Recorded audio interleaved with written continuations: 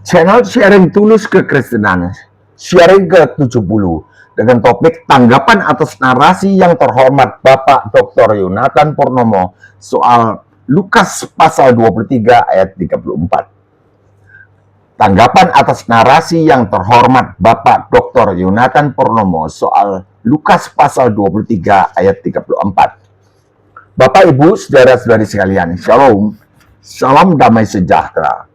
Bapak baru saja nonton video Bapak Dr. Yonatan Purnomo episode ke-6 yang muncul di YouTube 4 jam yang lalu, ditulisnya begitu. Di situ beliau menyoal teksnya ayat Alkitab Lukas pasal 23 ayat 34. Yesus berkata, "Ya Bapa, ampunilah mereka, sebab mereka tidak tahu apa yang mereka perbuat." Dan mereka membuang undi untuk membagi pakaiannya. Kalimat "Ya Bapa, ampunilah mereka, sebab mereka tidak tahu apa yang mereka perbuat" inilah yang diberi tanda kurung oleh LAI di dalam terbitan Alkitab terjemahan baru kedua. Bapak sendiri belum punya Alkitab ini. Bapak pakai yang tahun 2002, ada tulisannya LAI 2002. Kalau yang ini terjemahan baru 2 ini yang ada kurungnya tidak. Dulu tidak ada kurungnya. Yang bakunya tidak ada kurungnya. Pemberian tanda kurung ini diartikan oleh Bapak Yonatan Purnomo sebagai suatu penghapusan kalimat ini. Dikasih kurung artinya ya ada penghapusan, peniadaan, ada persoalan soal ini. Begitu. Kan beliau seorang doktor, jadi menerjemahkan begitu, mungkin juga diajar begitu. Penghapusan kalimat ini memberikan arti bahwa LAI telah melakukan perbuatan yang berakibat fatal. Berakibat fatal. Sebab menurut beliau, LAI telah meniadakan kemampuan Yesus Kristus mengampuni dosa semua manusia. Itu pendapat beliau. Selanjutnya beliau katakan, kayu salib adalah panggung proklamasi di mana Yesus memproklamasikan pengampunan dosa bagi semua orang, semua manusia. Penyaliban adalah momen di mana Yesus mengampuni dosa semua manusia. Penyaliban adalah momen di mana Yesus mengampuni dosa semua manusia. Ini pelan sedikit karena bingung juga ya. Penyaliban adalah momen. Momen itu waktu ya, saat ya, di mana Yesus mengampuni dosa semua manusia. Padahal setahunya Mbah, Yesus tidak mengampuni dosa. Yesus tidak mengampuni dosa. Beliau sendiri yang katakan ini. Jangan kamu menyangka begitu. Itu salah. Bahwa aku datang untuk mengampuni dosa. Bapak Yonatan Purnomo telah mengajak orang Kristen untuk tidak mau memakai Alkitab LAI TB2 dengan bertanya, apakah Anda tetap mau memakai Alkitab demikian? Masih banyak pernyataan beliau yang konotasinya menyatakan bahwa Alkitab TB2, Alkitab LAI terjemahan baru 2 adalah bidat atau sesat. Jadi kan semua orang Kristen bingung, sebab yang berkata ini seorang dokter. Kalau Mbak Bahagia ini nggak direken, bisa diabaikan. Tapi ini seorang dokter.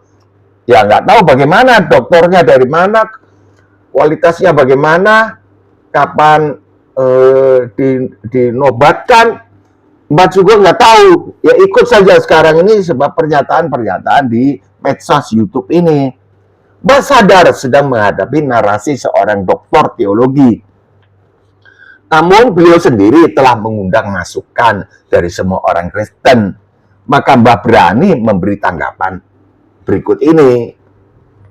Kalau beliau tidak mengundang begini, nggak berani Mbak, mana berani melawan seorang teologi. Nggak berani. Siapa kau, Bagio? Sudah tua.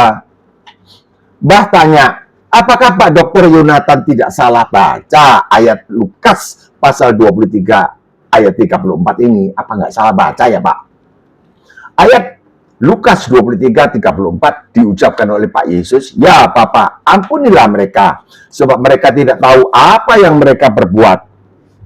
Dimaksudkan oleh Pak Yesus memohonkan pengampunan bagi tentara Romawi. yang menyalibkan beliau, menyalibkan Pak Yesus tanpa salah apapun.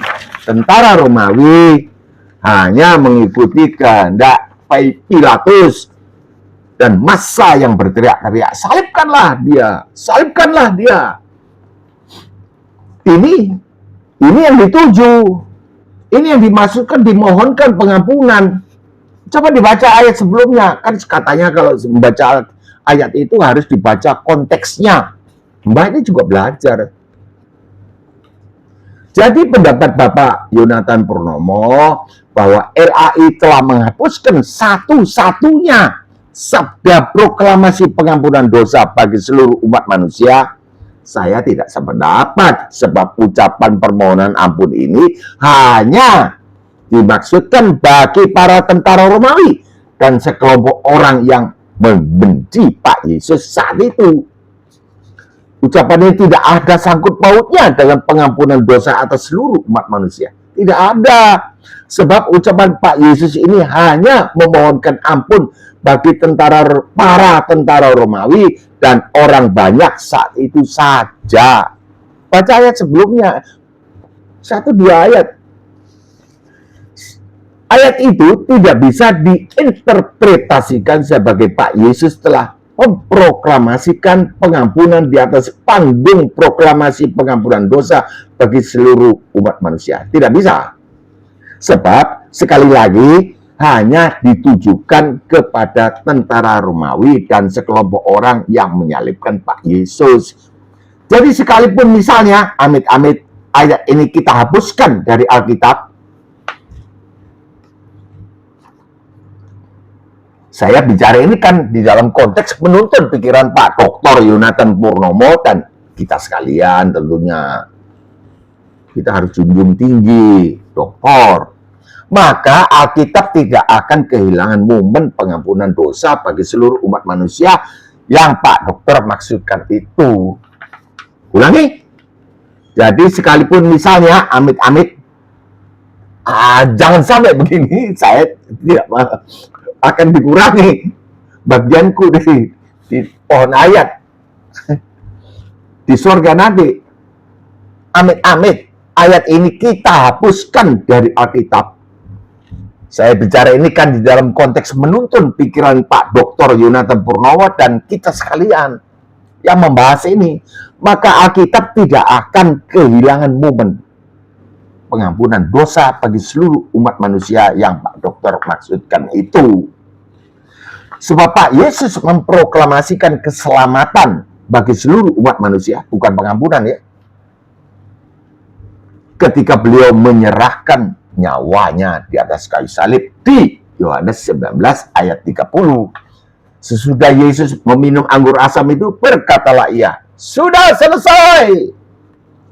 Lalu ia menundukkan kepalanya dan menyerahkan nyawanya. Ini tertulis di Alkitab saya terbitan LAI tahun 2002. Karena Pak Dokter berapi-api menyatakan bahwa Lukas pasal 23 ayat 34. Ya Bapak, ampunilah mereka sebab mereka tidak tahu apa yang mereka perbuat. Adalah satu-satunya panggung proklamasi pengampunan dosa bagi seluruh umat manusia. Ini yang dikatakan oleh beliau, LAI telah membatalkan ini, menghapus ini, maka ini berakibat fatal. Karena cuma satu, menurut beliau, bahwa panggung proklamasi pengampunan dosa bagi seluruh umat manusia yang diserukan oleh Pak Yesus. Pak Yesus toh? Tuhan di dalamnya. Nampilnya kan Pak Yesus, bukan Tuhan Yesus. Tentunya pendapat ini didasari oleh Alkitab Biblikos yang Pak Dokter terjemahkan. Gitu kan? Coba satu. Nggak tahu bagaimana modelnya. Mbak belum pernah lihat atau baca. Lihat aja belum pernah kok. Kepingin juga beli Alkitab Biblikos. Apakah ayat Yohanes 19:30 pasal Pak Dokter terjemahkan berbeda dengan LAI? LAI menyebutnya seperti tadi. Sudah selesai. Di terbitan LAI 1952, Alkitabnya Mbak, disebut sudah genap. Mbah lebih setuju pakai ini, sebab ada ayat pendukungnya. Sudah genap, bukan sudah selesai, tapi sudah selesai, acceptable, bisa diterima. Apanya selesai? Misinya beliau, tugasnya beliau. Apakah ayat Yohanes 19 ayat 30 yang Pak Dokter terjemahkan berbeda dengan LAI? Atau ayat ini justru Pak Dokter hapuskan di dalam Alkitab Biblikos? Karena Pak Dokter tidak tahu bahwa proklamasi keselamatan umat manusia itu diserukan pada saat Pak Yesus berkata, sudah selesai. Di Yohanes 19:30. Apakah mungkin di Alkitab Biblikos itu tidak ada ini? Mbak penasaran, kepengen belajar, kepengen tahu. Dari profil pribadi, saya bahagia perhatikan bahwa Pak Yonatan Purnomo memperoleh gelar doktor dengan predikat lulus terbaik dari universitas di dalam negeri di Surabaya dan satu lagi di kota apa begitu. Tabe, orang Makassar bilang tabe, permisi, numpang tanya. Dulu Pak Dokter sewaktu kuliah menggunakan Alkitab apa ya, Pak? Menggunakan Alkitab apa ya? Apa bukan LAI? Bukan. Apa bukan Alkitab terbitan LAI? Lalu para dosen Pak Dokter dulu, apakah tidak mengajarkan Yohanes 19 ayat 30? Apa tidak diajar, Bapak? Ini kan dengan ngototnya Pak Dokter, saya berkeyakinan bahwa di Alkitab Biblikos Yohanes 19 ayat 30 telah dihapuskan menjadi tidak ada. Karena ngototnya Bapak. Bapak nggak tahu. Disitulah sebetulnya topnya.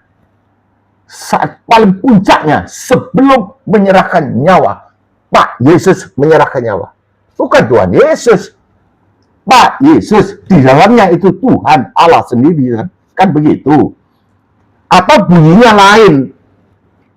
Bunyinya ini ayat Yohanes pasal 19 ayat 30 ini di Alkitab Biblikos. Bunyinya lain. Mohon konfirmasi tulus ya Pak. Tulus. Jangan seperti Bapak bilang di disclaimer tidak menyerang lembaga tertentu.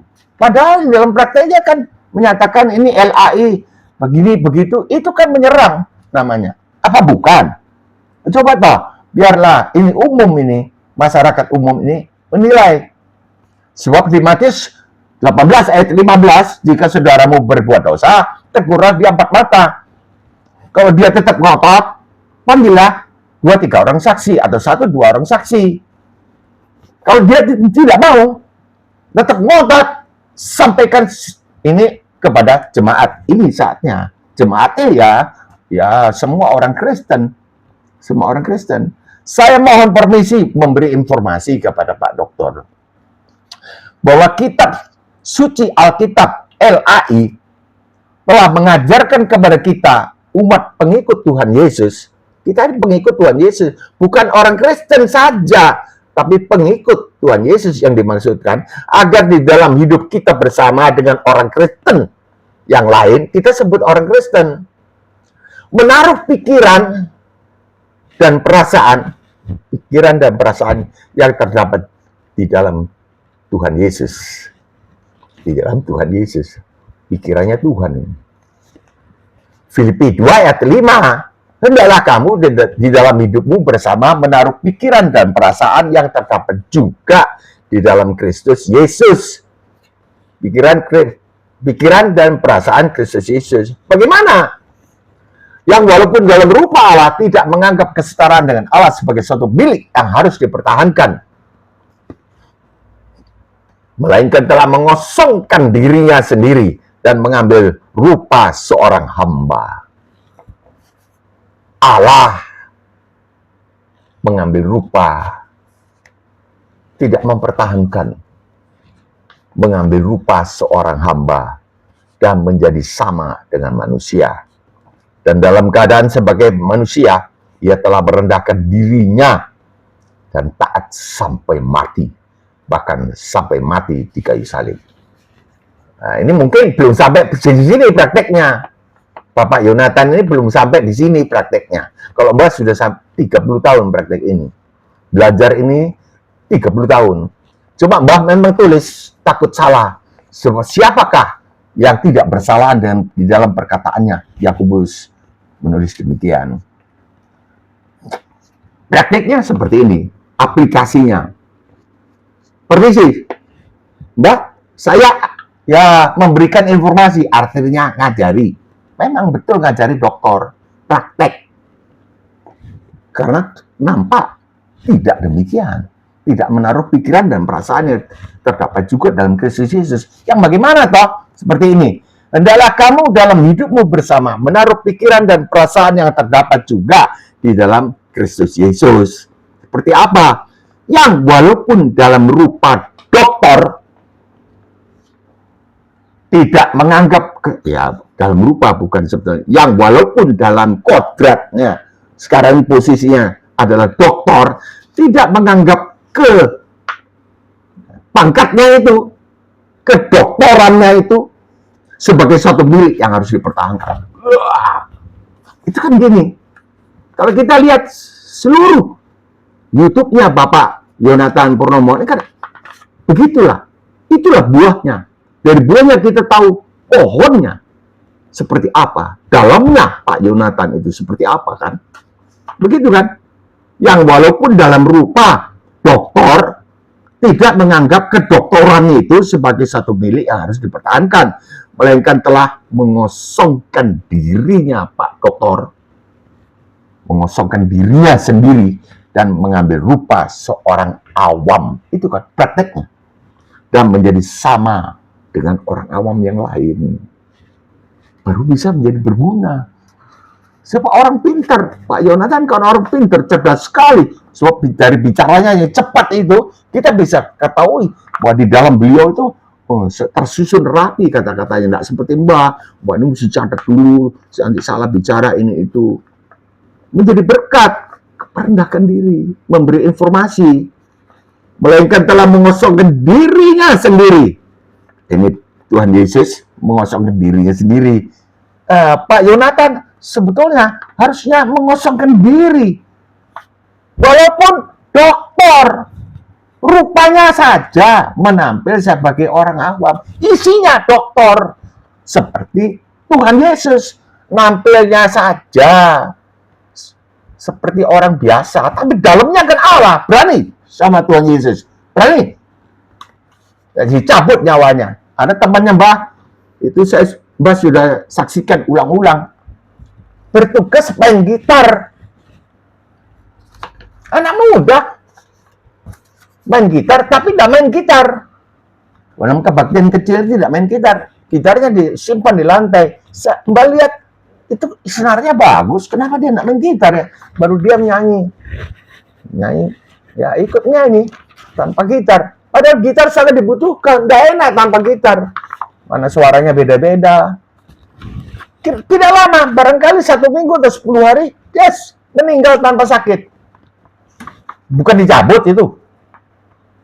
Melainkan telah mengosongkan dirinya sendiri. Tuhan Yesus mengosongkan dirinya sendiri dan mengambil rupa seorang hamba. Seorang hamba cuci kaki, kan ya jadi cuci kaki murid-murid. Dan menjadi sama dengan manusia. Jadi kalau dokter mengosongkan dirinya sendiri dan mengambil rupa ya seorang awam lah. Menjadi sama dengan orang awam yang lain. Itu prakteknya. Dan dalam keadaan sebagai manusia dan dalam keadaannya sebagai dokter, dalam keadaannya sebagai orang awam, Pak Dokter telah merendahkan dirinya dan taat sampai mati. Taat bagaimana? Taat kehendaknya beliau. Dengan memperhatikan keselamatan umat Kristen. Ini kan kalau dokter yang mengatakan bahwa Alkitab LAI TB2 ini bidat, siapa yang nggak goyang imannya kan? Kalau Mbak Bahagia ini yang ngomong, yang bicara, nggak laku. Tidak ada kuasanya. Kayak ini dokter. Dan dosa loh ini. Menurut Mbak, lebih perlu kita memperhatikan keselamatan jiwa-jiwa ini daripada ya mempertengkarkan benar tidaknya, kanon tidaknya Alkitab. Seandainya benar kanon, kita bicara di belakang dong, Pak Doktor. Menurut sekretaris Pak Doktor, ini sudah dibicarakan 4 mata. Sudah dibawa surat langsung kepada LAI, tapi LAI masa bodoh. Begitu. Tidak bertanggung jawab, tidak ada respon apa-apa. Ini kan, ya, sekalipun LAI misalnya seperti yang dikatakan oleh sekretarisnya Bapak Yonatan Purnomo ini demikian, tidak harus kita berkuar-kuar menyatakan bahwa Alkitab ini begini begitu. Pikirkanlah keselamatan daripada umat Kristen ini. Sebab sekarang para penyesat berjingkrak-jingkrak, merasa ya didukung. Secara langsung didukung. Welcome. Masuklah agamaku. Ini saatnya. Kan mereka bersorak-sorak demikian, Pak Doktor. Saya aja orang awam bisa merasakan bahayanya ini. Dan memang Tuhan Yesus sudah mengatakan, nanti menjelang kedatanganku kedua kali akan muncul para penyesat. Dan jangan-jangan sampai pendukung Biblikos ini, seruannya Pak Yonatan Purnomo ini di YouTube, ya dapat dikategorikan mendukung para penyesat. Tolonglah, ini yang diperhatikan. Ya, karena Bapak berbuat salah di muka umum, saya Bapak bahagia menegur Bapak di muka umum juga. Mbak tidak salah. Sampai di sini dulu Mbak akhiri. Besok ada lagi tentang dibangkitkan dan membangkitkan. Sebetulnya telah Mbak unggah itu secara tersamar, tidak langsung mengkoreksi Bapak Dr. Yonatan Purnomo antara dibangkitkan dan membangkitkan. Bagaimana kami? Benar. Kalau dibangkitkan itu karena manusia. Kalau membangkitkan dirinya di dalam kuburan itu terjadi perbatasan antara Pak Yesus dengan Tuhan Yesus, menjadi Tuhan Yesus kembali. Sampai di sini dulu Mbah, mohon pamit undur diri. Salam kepada semua. Shalom kepada Bapak Pendeta Dr. Yonatan Purnomo. Sampai di sini, mudah-mudahan insya Allah besok kita jumpa kembali. Turunlah segala berkat rohani jasmani ya, kepada para penonton video ini, serta ekonomi berkecukupan di dalam nama Tuhan Yesus Kristus. Amin. Kiranya berkenan, tekanlah subscribe atau like, tekanlah jempol ke atas, atau silakan bagikan video ini kepada teman-teman, share kepada teman atau keluarga. Jangan lupa bikin komen yang dahsyat, koreksi Mbah atau apresiasi Mbah. Shalom, sampai jumpa besok, insya Allah.